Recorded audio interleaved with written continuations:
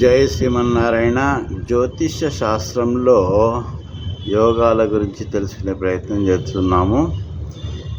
శుభ లేక అశుభ ఫలితములనిచ్చే గ్రహము లేక గ్రహముల స్థితిని యోగమని వ్యవహరిస్తారు.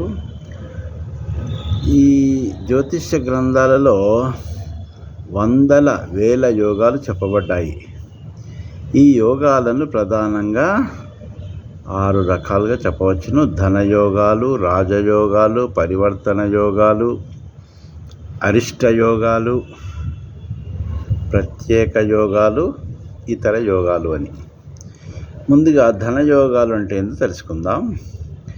ఈ యోగాలు ధన మరియు సంపదలను సూచిస్తాయి.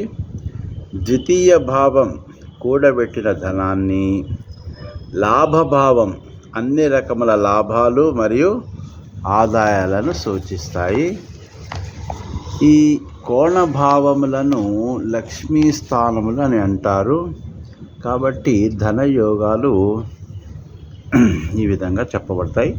లగ్నాధిపతితో 2, 5, 9, 11 అధిపతులకు సంబంధం ఏర్పడినప్పుడు, ద్వితీయాధిపతితో 5, 9, 11 భావ అధిపతులకు సంబంధం ఏర్పడినప్పుడు, పంచమాధిపతితో 9, 11 భావ అధిపతులకు సంబంధం ఏర్పడినప్పుడు, భాగ్యాధిపతితో లాభాధిపతికి సంబంధం ఏర్పడినప్పుడు,